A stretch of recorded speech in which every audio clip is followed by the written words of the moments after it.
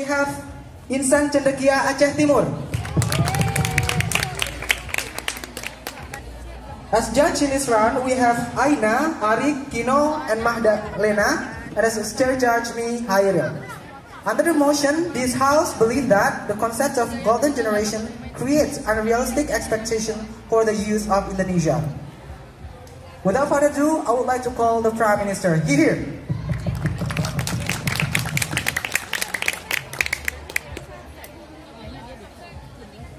Ini adalah lomba debat bahasa Inggris. Siapa yang nggak tahu arti, resiko ditanggung sendiri ya.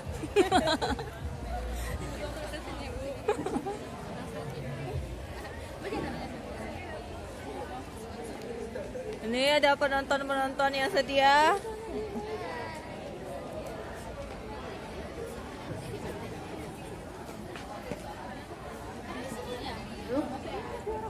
Ini ada penontonnya juga. Halo. Nanti ada yang translate, tenang aja. Rome wasn't built in a night when they was the powerful dynasty in the old age. Opposition trying to expect Indonesia can create a golden generation in 20 years. Our goal is we want to prosper Indonesia, but not out of forcible demand. Creating golden generation is a part of evolution, not revolution, Judge. Firstly, let me characterize to you what is golden generation here. Golden generation is a concept when elders create an emphasis towards the upcoming years in hopes for them to have the capability to prosper the country within the next generation in a scale in a time of until 2045. In the status quo right now, golden generations is identical to developing country that is still struggling as we are speaking. So opposition cannot come to this debate bringing an example of developed country. And also, because the characterization of developed country and developing country, which in this case is Indonesia, is very much different. Also, this motion is talking about this House belief that whether it is true or not about the statement X, not talking about mechanism on how we're going to achieve or whatsoever. Two setup of my speech here. Firstly, the problem of motion that the motion stated about unrealistic expectation is currently being emphasized to youth generation in Indonesia. For example, in an economical success, free corruption of government, educational or infrastructure equality, and global influence or superpower. Indonesia are expecting these type of things for the youth generation to prosper on those things. So what is the urgency here? It is very much problematic because simply expectation is we believe that expectation will be never achieved by the time of 2044 because it is never possible for them to reach such a degree in a short time. We believe that 20 years is not enough. For example, USA took a long time to rebuild their own country. USA influence is become worldwide in post-2020 World War II. Meaning that if the USA took a long time, Indonesia cannot just do it for 20 years. If a developed country use century-old age to build their own country, how can they expect Indonesia to rebuild in just 20 years? We believe that Indonesia is very much behind in everything. For example, PISA stating that Indonesia is 120 year behind in education. Means that Indonesia need more time to rebuild them. 20 years to rebuild is very impossible for Indonesia with the current status quo. Second setup here, we are not disagreeing that youth in Indonesia is also progressing educationally, economically, and whatsoever. But there are so many unrealistic expectations towards this youth generation. Yes, we acknowledge that responsibility of them to help the prosperity of the country is there, but it is simply hard to do so because supply of educational and support in Indonesia is not enough, Judge. With this reason, the likelihood of success of this expectation is near impossible. How can the opposition think that it is not unrealistic if we see from the status quo, government is also neglecting the fact that there are many obstacles coming from layers of society. It is unfair to the man where Indonesia is in the middle of human resources crisis. Judge, we need to understand that quality of generation is inherited. If we are in a human resources crisis, especially in productive people, they are not in the good resources, human resources, how can they expect the quality of generation will be inherited to the youth generation, Judge? It is very impossible. Then with the setup, let's jump to my justification. Firstly, about limited or uncertain policies. Example here, Indonesia are in the middle of changing their curriculum, Judge. Indonesia have been changing their educational curriculum from KTSP, K13, Curriculum Merdeka, and who knows how many times they will change it again. We believe that it proves how for more than 10 years, Indonesia themselves is still struggling to find a proper curriculum for the students. This is, if you are keeping on the cycle, how can you expect that this youth generation who is still adapting to one thing and then suddenly the government change into another thing, how do you think they will adapt to it? How do you think they can adapt to this uncertain thing from the government here? Because simply adaptation happens in a long time. If the government were to put an expectation towards the student, they have to fix themselves first to be certain more so that the students will know what they should do in a very certain place. If government itself is still uncertain, how can so sure youth can becoming the glory in massive and rapid times 20 years from now on? Government status are still uncanny and shows that Indonesia are not ready. How government issues still have to be addressed in a very long time. Corruption is still happening and remain unsolved. We believe that the realistic approach to do golden generation is when government is healthy and certain enough to prosper its own country. Second justification then, we believe that the characterization of Indonesia is still tied by conservative or traditional belief from their own parents or their own elders and whatsoever. For example, like girls should not go to college, girls should not have many complex education because they will end up in the kitchen or whatsoever. This is simply in a belief of patriarchy. But then second example here, there will be a belief where world incentives should not be prioritized over spiritual incentive from the spiritual belief or whatsoever. If proposition were to expect youth generation to develop the country with a boxed belief that is fit from their young age, how can they be so certain that these young generation could create a development in the country where the country is the limited, Judge? We believe that to achieve this golden generation, Indonesia has to build and fix its own country and system first in order for them to support the generation. For the sake of Indonesia prosperity, proud to propose.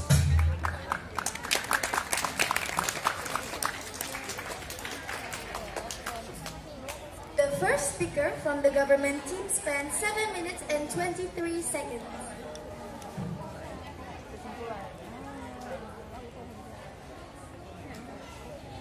Next is, we will continue as the first speaker from the opposition team. The time and place is yours.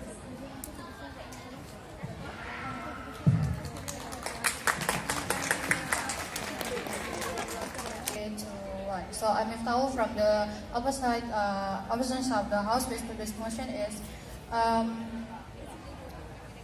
so as the first speaker from the opposite team, my contribution is first. Let's discover what's the parameter of unrealistic first, because this is the keyword from this motion. We can say the parameter of unrealistic is the goal that we already set is impossible to be reached. So And then what is the expectation? So basically, the context of this motion is talking about the golden era of Indonesia 2045. Let me talk about it a little bit. So in this context, the goal is the golden era of Indonesia 2045, or we all know by Indonesia Emas 2045. Let me talk about it. What is Indonesia era 2045? Is the goals of Indonesian people when 100 years of Indonesian independence. The goals that we want to achieve is first, such as reduce poverty, increasing wealth and education system, and also develop infrastructure and facilities in Indonesia and another goals. And then here, the government side of the house say like the youth cannot help the government to reach and achieve this kind of goals. And they already said like the government should change themselves first and cannot give the big expectation to the youth. And let's discover what is the youth in this motion. So the youth in this motion is like the Gen Z who is birth like when 1992 and that. But because of that, I stand in front of you to all to fight against the motion, declare and prove to all of you that this is such as realistic goals for Gen Z. Gen Z can help this country to make our Indonesian dream come true. We can achieve the golden era of Indonesia together. And then let's jump to my rebuttal. The government side of the house said like expectation cannot be achieved in short time. They also bring USA as the example. The things that I can see here is there's a lot of difference between Indonesia and also between the USA. And you know, like USA already big developed country a long time ago, and the condition is different with our condition now, such as the development of the technology of the education is already changed. So if they compare Indonesian condition to the US condition, it's really different. And then they also say like Indonesia still change the curriculum, and then how you prove this current curriculum cannot be changed anymore. The things that I want to say is this curriculum now is approved from the government that they want to achieve the golden era of Indonesia. Why I say that? No, thank you. Because this curriculum make the students freely choose what they wanna be in the future. So the things that I can see here is the student, the next generation, the Gen Z in the future can have a variety role in Indonesia, because they're not already being limited again anymore based on the education. And they also said about this country is limited, such as patriarchy and conservative society. The thing that I want to say here is like the Gen Z here, the Gen Z is more open-minded rather than the previous generation. The thing is, if the country is conservative, if the country is limited, Gen Z is easily to speak up, and they're because of the development of the technology, they already being faced to another culture outside the world, and the mindset of the Gen Z is wider rather than the previous generation. So if you say that this country is limited and the Gen Z can reach this goal, the thing that I want to say is Gen Z is open-minded. And then why Gen Z can why we agree with this motion? Here's my argument. It's possible to achieve because the Gen Z have these 4 characteristics. First is we compare the Gen Z to previous generation. The first thing is the Gen Z is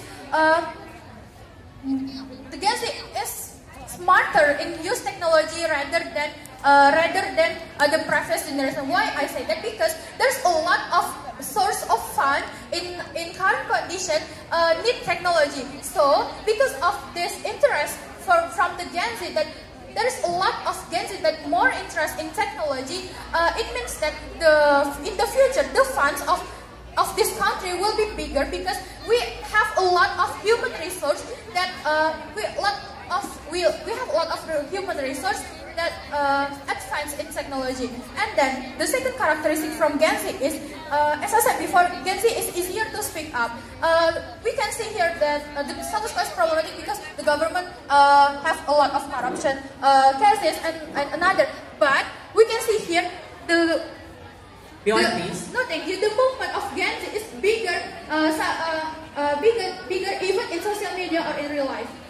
If we see that the demonstration that already happened now, there's a lot of Gen Z that contribute in the demonstration, or even just as simple as up the Instagram story about what happened in our Indonesia now. So we say here Gen Z have a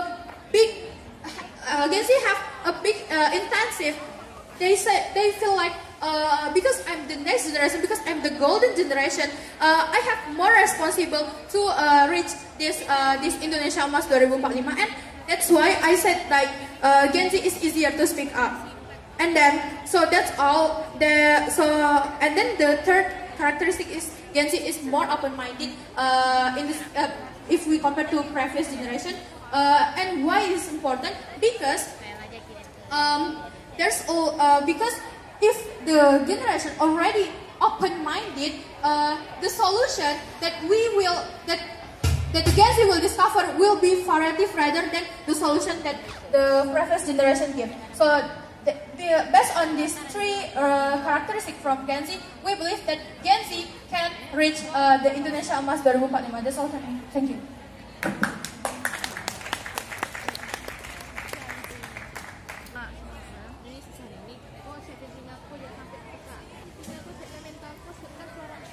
Liputan langsung oleh Nur Zaitun pada 26 Agustus 2024. Am I loud and audible? First time, the government Assalamualaikum and the Ibu. opposition Maaf Ibu, Ibu sini bawa murid atau gimana? Kebetulan saya wali murid dari Masya Allah, wali muridnya antusias juga ya, wali murid Mas Satu. Nama anak Ibu siapa? Teh Alif Rifki dari kelas? Menurut Ibu, gimana Bu Salam 9 ini? saya selalu excited kalau Salim, soalnya acaranya tuh pasti seru. Saya sering melihat mereka tuh kerjasamanya bagus sekali. Dan mereka tanggung jawabnya besar. Kalau udah dikasih tanggung jawab, mereka kerjain beneran. Kerjasamanya bagus, suasananya bagus, persiapannya oke. Insya Allah sukses selalu. Amin ya Allah, luar biasa. Memang dilatih sejak dini Bu ya untuk bertanggung jawab Bu ya. Dan itu bagus sekali Bu, bagus sekali. Nanti ke depan mereka akan bisa ngerasain sendiri gimana mereka udah pernah melakukan sebuah event yang luar biasa dan hasilnya sukses, dan mereka pernah jadi bagian dari itu. Keren. Itu menjadi sejarah tersendiri Bu ya. Ya. Ini kita lagi menyaksikan debat bahasa Inggris. Menurut Ibu bagaimana Bu? Saya ikuti dari awal kemarin. Saya perhatikan bahasa Inggris dari anak-anak sekarang itu luar biasa ya. Saya berharap putra putri Diman 1 juga bisa lebih keren lagi dari mereka nih. Saya yakin lebih keren. Amin, amin Allah. Terima kasih ya Bu. Assalamualaikum. Waalaikumsalam pornographic consumption is also the old generation, so there is no limit on that. And then they have to realize that all the country, even the whole country, is having so much of pornography, such as Japan. And then about they say about that the Gen Z is not open-minded. So we, as the opposite side of that, who already clear up this very much, we say that why we say this is the Gen Z is open-minded, because we are facing social media, we are facing newest technology. So that's why we say that open-minded, because the Gen Z is consuming so many information. That's why we say that Gen Z is open-minded. And then we have to realize that the government keep bringing bad example of the Gen Z. Meanwhile, they are ignoring the good example from the Gen Z, such as other Permana, such as Shapira, Shakira, and etc. So many Gen Z, so many golden generation that is very good. That is what we have to focus right now. Okay. And then about the curriculum, they say that if the develop, keep developing, and then when will this country will be developed in education? But honorable judges, ladies and gentlemen, at least in our side, the government have an effort. The government already give their effort to make the education of Indonesia being better. That's why they are developing the curriculum. So it is in this time, like the second speaker from our team said that about the medical curriculum, whereas all of the students can choose whatever subject they like. So this will open chance for them to developing their skill, and also for developing the chance that they will have so many interests, various interests rather than previous generation. And then they say what the government is problematic. Solve the government problem first, then solve the government problem first. So, but we as the opposition, we want to point out that in the 2045, the government is not will be stand like now. Because why? The government now is alright. And then why we say that Indonesia will be realistic? Because the one who will sit in the government seat is us, ladies and gentlemen. Okay, let's jump into the clashes point. The first clashes point is whether or not it is justified to keep this concept continue, and then the second clashes point is whether or not this this concept is realistic for this golden generation and for our country. Okay, the first clashes point is whether or not it is justified to keep this concept Okay, the government keeps stressing that this is a very lack of human resource in Indonesia, but we as the government, we as the opposition of the house, we already proved, as the second speaker said that there is so many effort of the government that making so many effort to increase the human resource of the Indonesia, such as the Indonesia is